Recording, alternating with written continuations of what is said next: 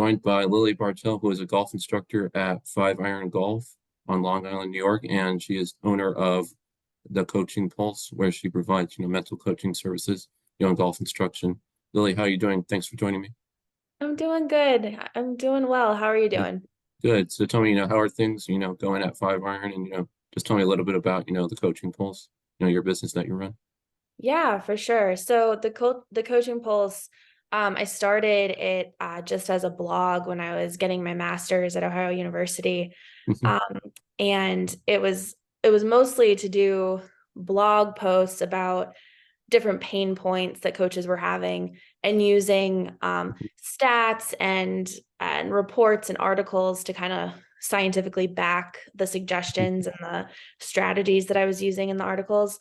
So I was doing that for a long time, and then I kind of transitioned it into um, range lessons, playing lessons, and then, like you said, the mental coaching strategy as well. So it's kind of those three prongs of the blog coaching and then the mental stuff. So been starting to grow that business and then kind of doing that all over the tri-state area in New York. And then Five Iron has been going really, really well. Started kind of officially doing some stuff in November for them, just a few hours here and there, and it's ramped up since. And it's really been a blast using all of the cool technology that they have and working with different clients and all ages from all different backgrounds and all different experiences. So I've so far been having a blast doing it.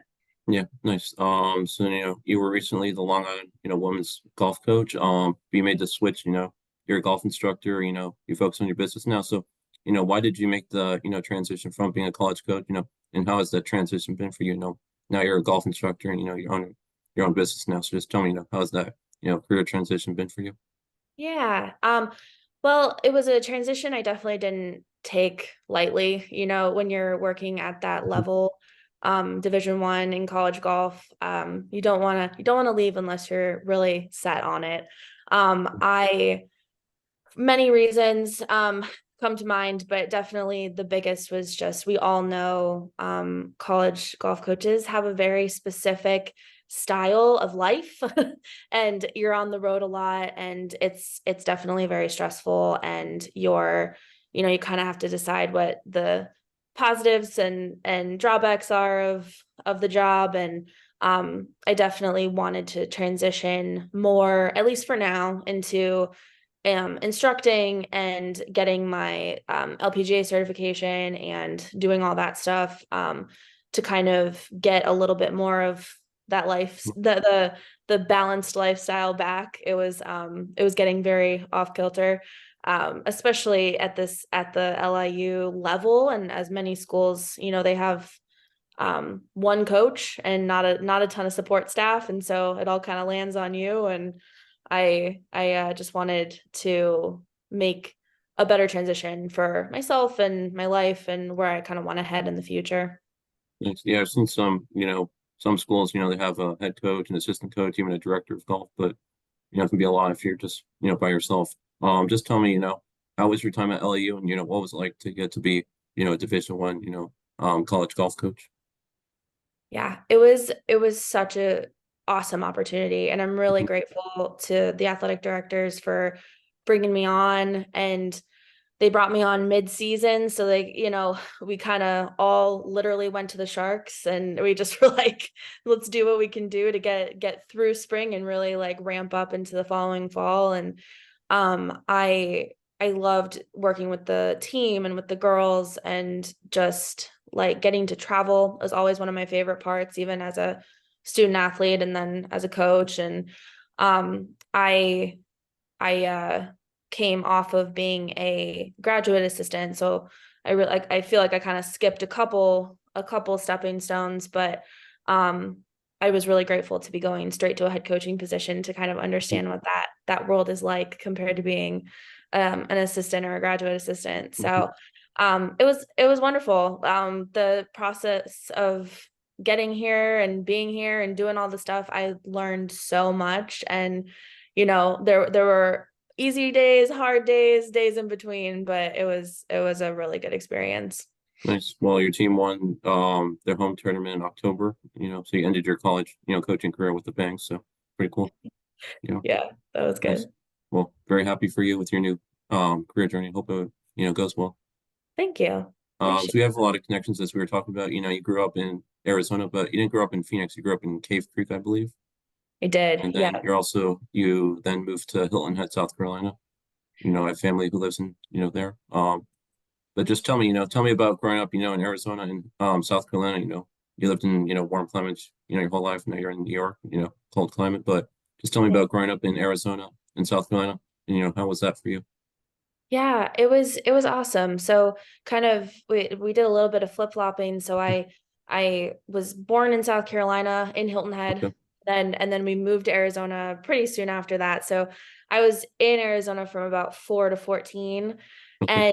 And so like, those very integral years. And it was it was the perfect spot to be a golfer. It was, as a junior player out there, there's so many opportunities and so many different organizations and tours, and I know like even the national tours come to Arizona so much. And so it was a wonderful place to grow up and play, and I made so many friends through golf. And I was homeschooled for a big chunk of that time too, so a lot of my life was devoted to playing and practicing and getting ready for tournaments and playing when I was in high school, playing for my freshman year. And so loved it out there, loved the sunshine. And then different kind of sunshine in South Carolina, still sunny but extremely humid. But I like that so much too. I had the opportunity to play a lot of golf there, and also it kind of gave me the opportunity to have a good like expanse of recruiting, because I was very, West Coast oriented for so long, and then I was able to kind of understand what the East Coast had to offer, and so could understand more of what I wanted going forward. Yes. So just tell me about your junior, career, any other tournaments you got to play in, growing up, and just, tell me about your golf career, as a junior, growing up both in Arizona and South Carolina. Just tell me about some early golfing memories you have playing junior golf. Yeah, yeah. Most of my early golfing memories have to do with my parents and my dad and my mom going out and playing with me and instructing me and taking me to tournaments and all the awesome sacrifices they gave for me to play the game. And we lots of Mother's Days and Father's Days where we got to go out and play and always trying to beat dad. And and so that was always fun early memories. And then when I started to really get competitive, I got the opportunity to play at Junior Worlds out in California. Got to play Silver Bell and got to go up to Canada for a tournament with a team, and really like got to bounce around once I started playing AJGA events, and got to play kind of all over the place. And my freshman year at Cactus Shadows High School in Cave Creek, we won our state championship, which was Okay. exciting and Nice. really cool. I never get the number right, but we won like by 40 some shots, and so that was Okay. like just we blew them out of the water, which was super fun. And then in South Carolina, I got to again play some AJGA stuff and some local things, and then high school where we were runner up one year, and um, just we went to states every year, which was, that's a huge accomplishment. So we I'm very lucky. Got to play a lot of a lot of golf in a lot of different places. Nice. So something, pretty cool experience that you had. You played in the Junior Americas Cup where you got to represent Arizona, I believe. So yeah, just tell me about that experience. Yeah, that really was a super unique experience. It was a team of four representatives from each state. I think it was pretty much everything like west of the Mississippi was essentially the Okay. cutoff. So it was all the different states, four athletes from each state, and then they would nominate a coach or two, depending on the team, to go with you to wherever the host state or territory was. because Canada was also involved. So we got to go to Calgary in Canada, and we stayed with host families, and we got to play a lot of golf. I recall it's quite a long time ago at this rate, but I remember playing like every day for like a full week. It was super fun. We I think we placed somewhere in the middle of the pack. I want to say there were like 30 some teams. We placed like around 15, 16. So um we felt like pretty accomplished there, and it was so fun to not only like be on a team even before I was on a high school team or before I was on a college team, but then also get to travel, get to kind of do my own thing. That was a whole new, almost collegiate experience, being able to do stuff with coaches and without parents around, and got to experience like what that kind of tournament was like. And just like getting to go to a whole nother country. And it was a really cool experience. And I feel very lucky, because I feel like it wasn't something I was necessarily like striving for, but then because I had played well that year in Arizona, I got invited to go.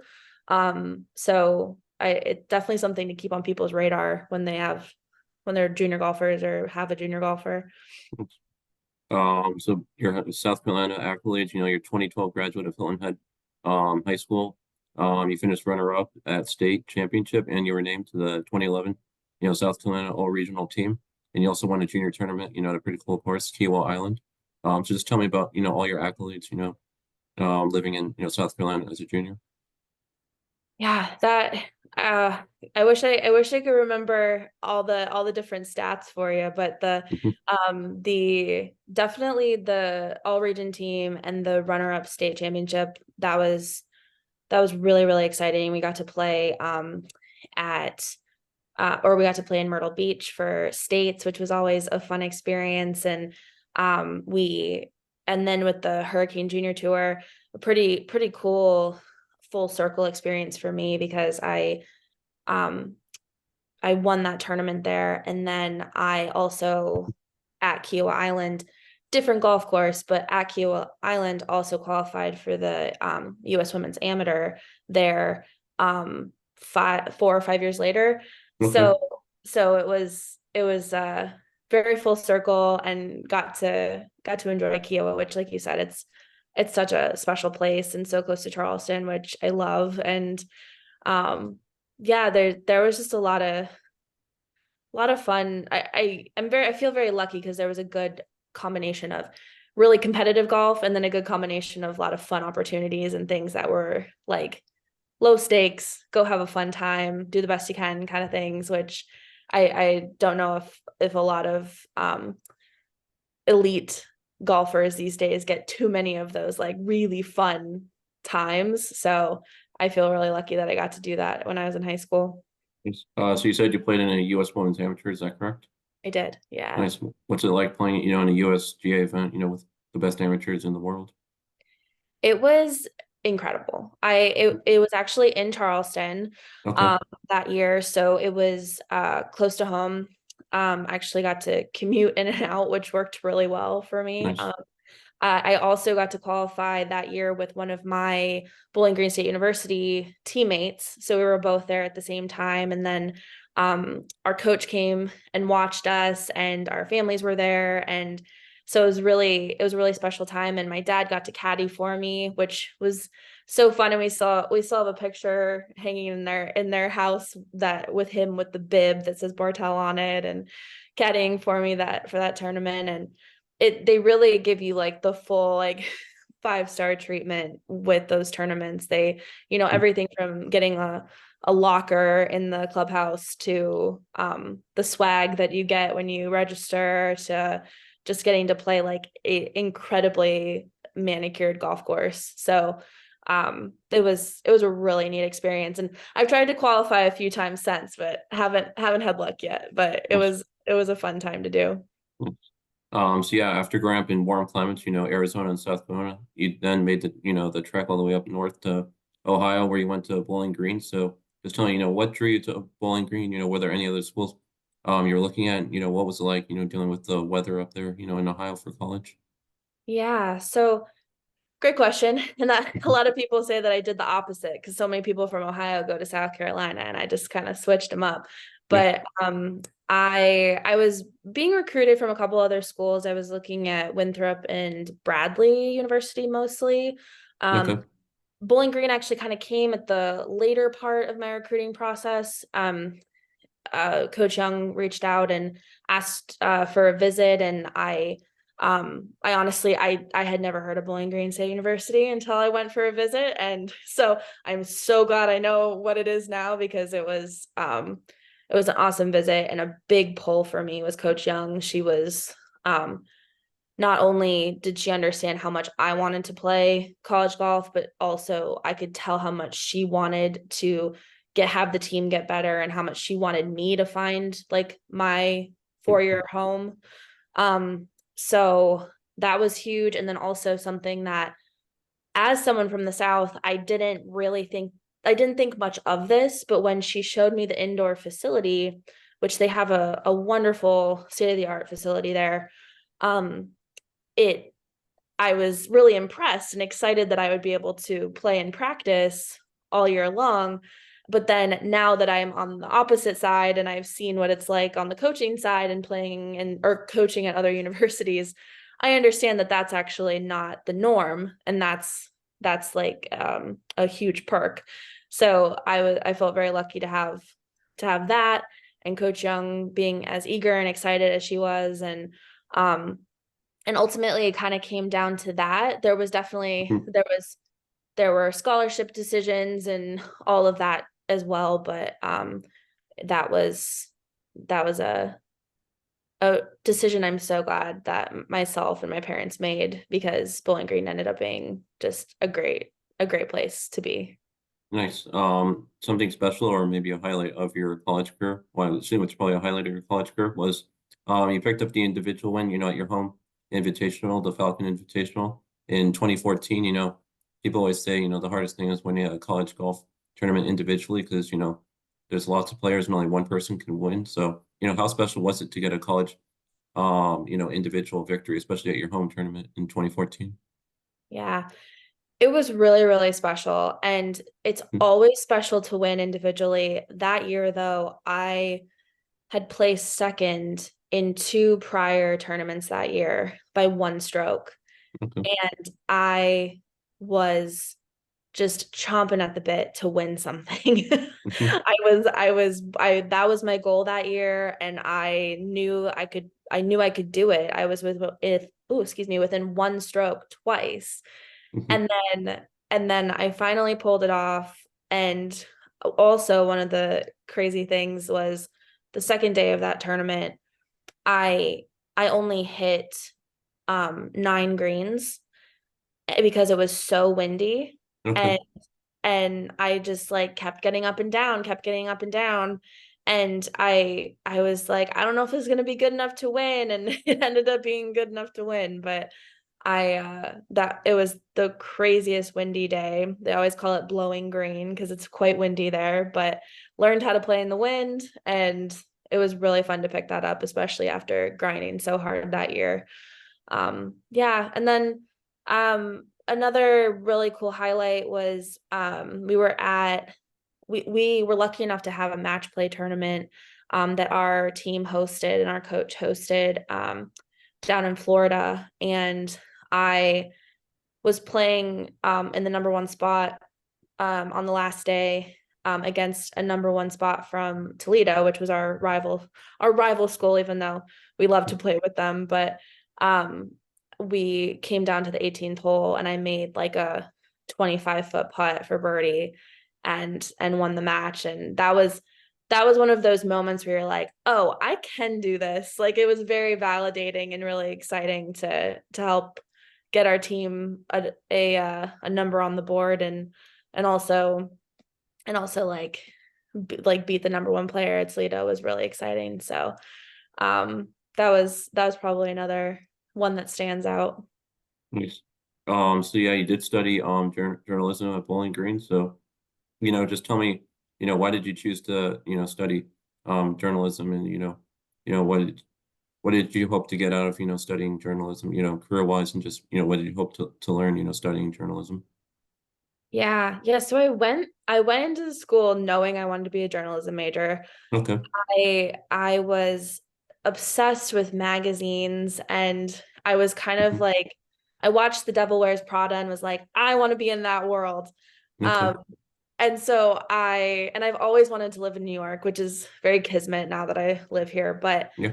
the I always wanted to work in magazines. I got an internship when I was in high school with a local magazine and Okay. loved working for them. And so I was just kind of kept building on that. And then when I was in school, I so enjoyed being a part of the magazine on campus and the newspaper on campus. And I think though the thing that I got from the journalism degree that I didn't think I would, or I didn't predict, was that all of the tools and life experiences and all the things that a journalism degree kind of forces you to have, it really has helped me be a multi-hyphenate person and have multi-hyphenate careers in the world, and be able to kind of bounce around and use those skills everywhere. So very grateful that I ended up in that space. And like, I really wanted to maybe be in that magazine space, but life happens. You kind of move on to different things. But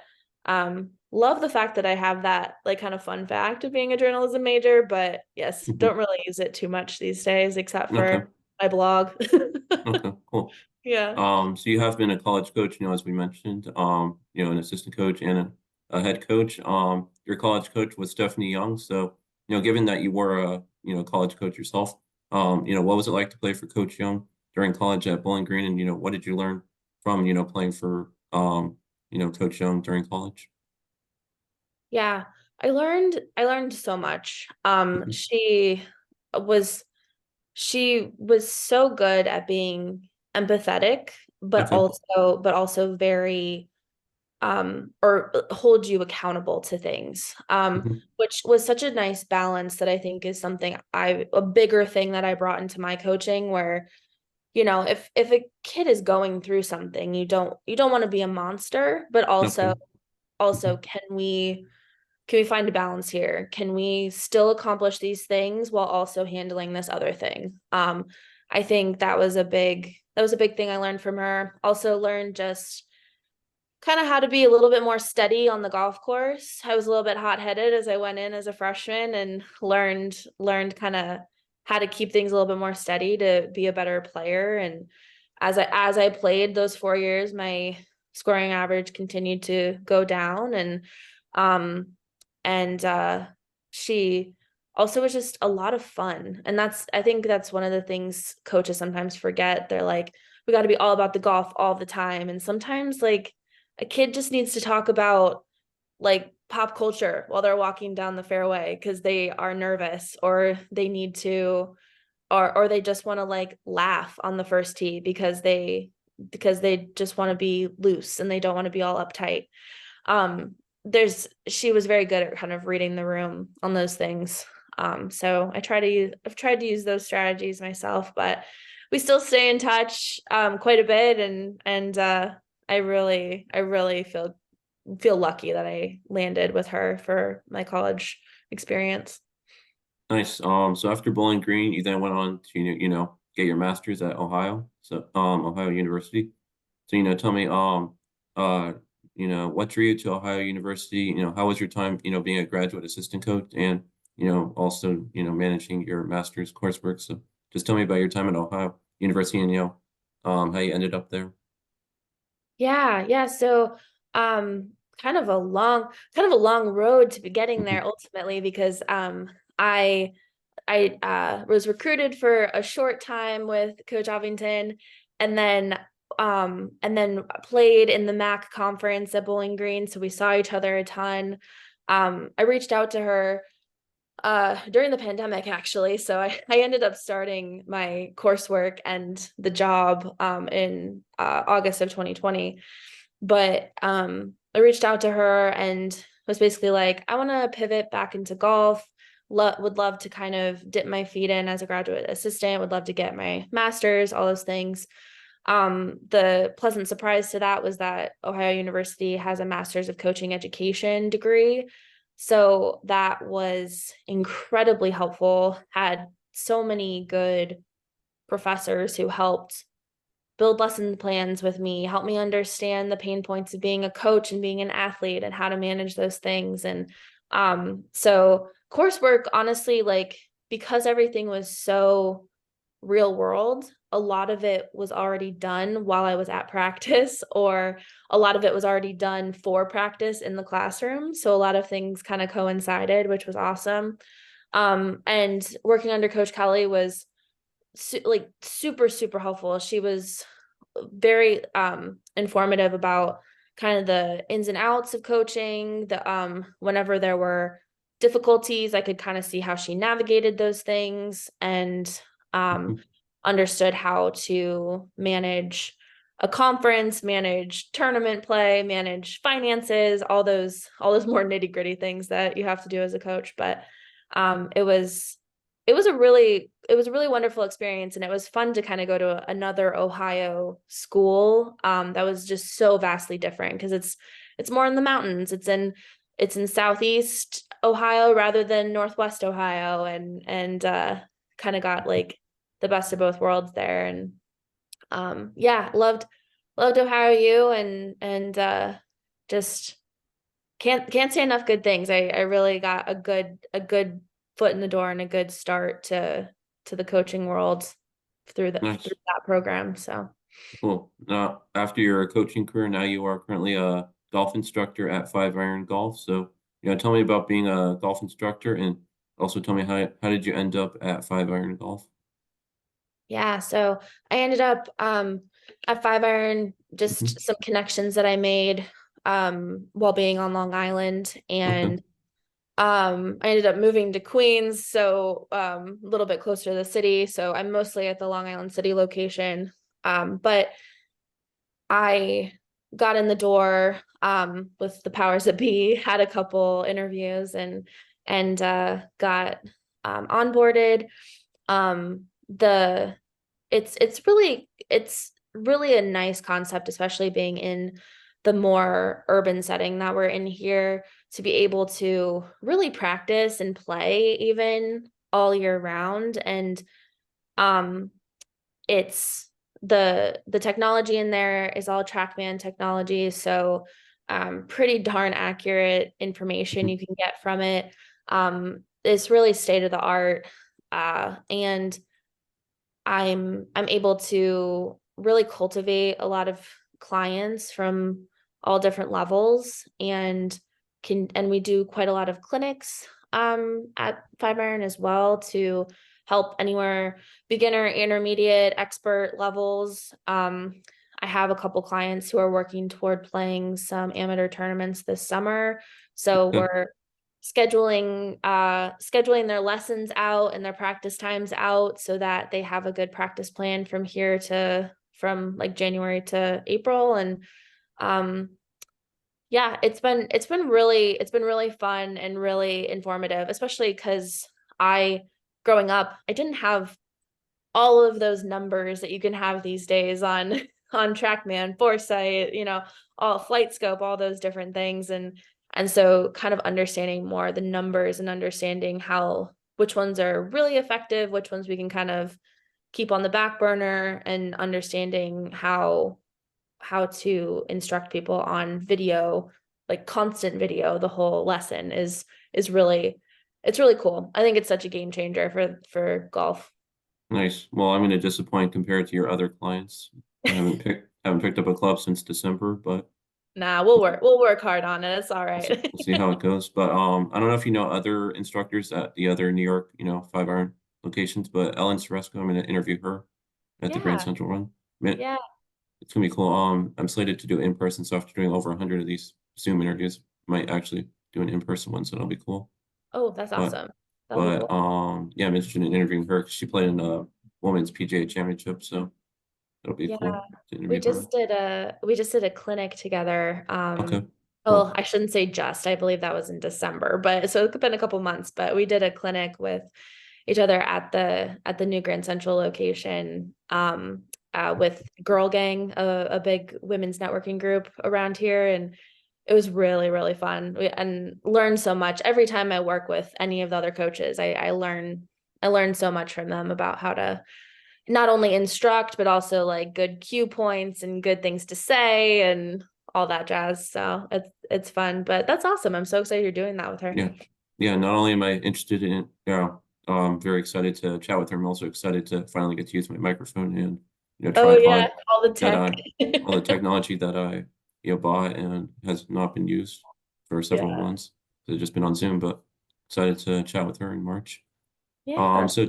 So yeah, you also, are own your own business, the Coaching Pulse. So just tell me about the Coaching Pulse, what do you offer or, what services do you offer through your business? Yeah, so um offer free blog to whoever, whatever coach or anyone, a player who wants to read up on kind of the pain points of like everything from time management to I'm trying to think of another topic I hit on recently, but um there's there's a lot of pain points that athletes and coaches have, and trying to motivate your athletes, a couple articles on motivation, and a lot of trying to time manage as both an athlete and a coach because everyone's got so much going on. So the blog, and then we do lessons. I do range lessons, which I'll do in the tri-state area. So I do work primarily at Five Iron, but I'll do lessons outside as well. And then I'll also do on-course lessons where we'll do a round of 9 or 18 holes, and then Okay. I'll I'll play along, but also mostly be focusing on, let's talk out where we're going to hit the ball. Why do you want to hit the ball there? What's your strategy for the rest of the hole? Where do you think you should hit it on the green here? Why do you think you should hit it there? The basically talking things out and having that paired share with a coach can really be helpful in understanding where you might be making some mistakes, but then also hopefully empower you when you do say or do or plan the right thing, that you know what you're talking about. Because a lot of people question themselves or double guess, and then they're thinking about that still as they're hitting the shot. And we all know the least amount of things you can be thinking about, the better when you're standing over that golf ball. But do on-course stuff, and then I do mental coaching, an hour either in person or on Zoom, where we go through we first go through a couple worksheets to kind of establish a baseline of where we're at and the pain points that we're feeling when we're on the golf course, whether it's nerves, course management, uh, extraneous factors that some people might be fine with and some people might not be fine with. So kind of establish a baseline and then go through a 3 to 5 step process of kicking some of those habits, and then also um, establishing new strategies to be able to combat a lot of those pain points. So Cool. we work on that for mental stuff, and then really just kind of a one-stop shop for any golfer who's looking to get better. And like we know, it's the more you put into golf, the more you get out of it. So I know that not everybody has the schedule to be able to practice every single day, but if you can get out there once, twice a week to hit some balls and really focus, then you're gonna continue to improve. Nice. Cool. Well, you do lots of great things, and yeah, wish you the best of luck, growing your business, doing lots of great things. That's awesome. Thank you. So two more things I wanted to ask you about. You've been a first tee coach, working with juniors. Yeah, that's something I'm passionate about, growing the game. So just tell me about being a first tee, coach, and, just tell me, how much do you enjoy getting to work with, junior golfers? Yeah, I work primarily, at least right now, with the first tee of Metro New York out on Long Island at Eisenhower Golf Course. And I started this last summer doing lessons and clinics I used to volunteer with the first tee of Beaufort County in South Carolina. So that just doing mostly like stuff that I could do virtually, like newsletters and emails and things like that, a lot of marketing stuff. Because that was the capacity I had at that time. So I've been involved a bit for a while, but started doing lessons this last summer, and I'm having a blast with it. I love working with the kids. I love seeing the development and their excitement when they hit a good shot and when they like adjust something on their own and have success after like listening to me blab on and then actually implementing it and being like, "Oh, I've got the power to do this myself." So it's pretty fun, and also just like it's just like warm fuzzy for me because it's just like you said, growing the game. I want everybody to play. And it's not going to suit every single person, but kids eat it up, and they like being around other kids and learning together and playing, and it's pretty cool how they do it out there, where we'll do some girls only sessions where we'll kind of do like a 3 to 5 session arc where we'll do one session of um intro to the game of golf, and then another session on like chipping, pitching, putting, short game, and then we'll do another session on long game, and then we might go out onto the par threes on the golf course and try to play a hole or two. And that's more of like the basic line, and then we work up from there with kids who are going straight to the golf course to work on strategy and hitting shots, course management, all that. And then we have some clinics on the range that are just for swing, or clinics on the putting green, which is just for short game and putting. So I'm having a blast with it, and it's just really fun because it's intermittent for me. I work there like spring, summer, and fall, um 2 to 3 days a week. So it's not my full-time gig, but it's been really fun to kind of give back, but also I learned so much from them, like breaking down the game. I suggest anyone do that, like use it as an exercise to just start from total scratch, because you learn a ton when you do that, when you break the game down. Nice. So like you have, lots of roles, golf coach, mental coach, even blogger. So, what do you see for yourself, going forward, both in your, golf career and just in your career journal? What do you see for yourself, like from 5 years from now, where do you see yourself? Yeah, great question. I want to grow the coaching pulse, and all the entities in it. Want to grow a clientele that I'm really proud of and that I'm really synced up with and working hard for them and with them. And then also I want to be playing more golf. I went through a phase where I'm sure a lot of college coaches out there can relate, but you don't get to play a lot. You watch a lot of golf. So I want to get out there and play again. And Does playing mean, amateur tournaments, or do you have, higher goals than just, amateur tournaments? probably amateur tournaments Okay. for now. See Yeah. how we go. Mhm. There's some injuries I got to fight back from, and Okay. all of those things, but I've been hitting indoors more at 5 iron and Mhm. a little outside. So and excited to get out there like the minute the snow melts, get out there and play some. And Yeah. um yeah, just sort of I I just love the game, and I think that's a huge part of it. You got to play it. So Nice. yeah, so that's kind of what I see for myself in the next 5 years, and want to make sure to keep that balance so I can actually get out and play golf.